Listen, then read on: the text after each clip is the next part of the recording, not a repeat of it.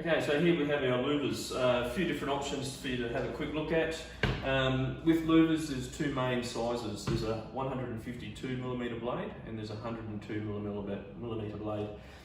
This here is the 152mm blade. As you can see, obviously less louver blades, not so busy. The 102 louver blade up here in the corner, you can see there's a lot more louver blades involved. And then there's the choice of handles. There's a standard handle. Then there's the wrinkle handle for windows that are up out of reach, and then we can supply a map rod to reach them. And over here we have our low profile handle option.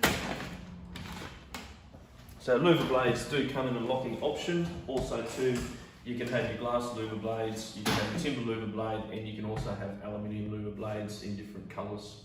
They are lockable, and for anyone that has windows up very high, there is also the power louver option where you can control them from by the push of a button.